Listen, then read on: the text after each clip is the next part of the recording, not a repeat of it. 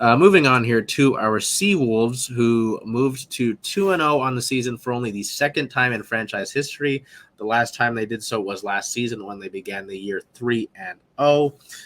So our last game that the Seawolves played was February 24th versus Rugby Atlanta. Only the second time that the teams have actually faced off against each other. It would have been the third, but the teams' matchup in 2020 was obviously canceled when the rest of the season was canceled due to COVID. And this was the first time that Seattle's been able to beat Atlanta. The Seawolves won that one 28-22. Our player of the match was number 8 and team captain Riekert Hadding 2 tries scored, 10 points total, 8 tackles made, 135 running meters, and 10 ball carries. Those last 2 stats in running meters and ball carries were both tops in the match itself. This was a game you almost could have went with Jordan Chait, but with having the 2 tries, those 2 really helped put the game on ice. This was another game where Seattle was happy to accept the points that they got from penalties that Atlanta committed and just take the safe option, take the points. You've got some talented fly halves. Ajala Timu actually leading all of MLR in points scored last season, being more than capable of scoring those kick conversions.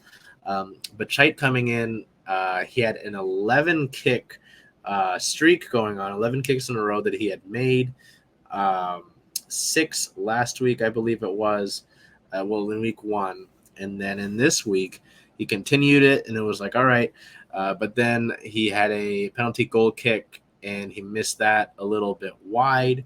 And then after the first heading try, his kick clanged off of one of the uprights. So, I don't know, tough, but impressive to note that there. The Seawolves didn't really get to run away with it. They kind of had to stave off a late comeback attempt. But the 2 tries that Hadding had in the second half really were what kind of helped put this game to rest, help Seattle, not have to worry about that feverish comeback attempt. And great to see that by their captain. Hadding obviously really important to this team's success as a captain. Second in all of MLR and tries last season. And an impressive game here against Atlanta, leading in running meters, leading in ball carries. I believe he was in the top 5 in tackles made. He was definitely top 2 in points total and tries scored. So another a solid effort by the team captain here. So we have some team news in that win over Atlanta. Mason Peterson became the 27th player in MLR to appear in 50 matches.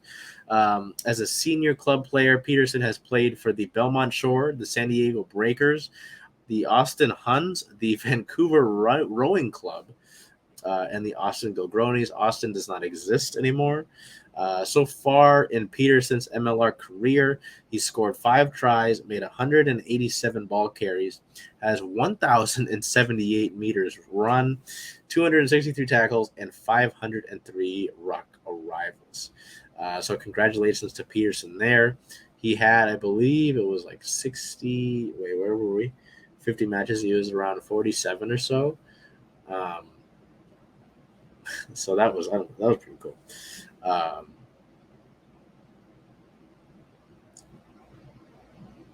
47. Oh, yeah, 47 before he joined the Seawolves. I apologize. Again, I'm running on fumes. We're going to try to get through the rest of this here. But congratulations to Peterson there for becoming another Seawolves player now that has hit the 50 match part. We head over to our team record and standings.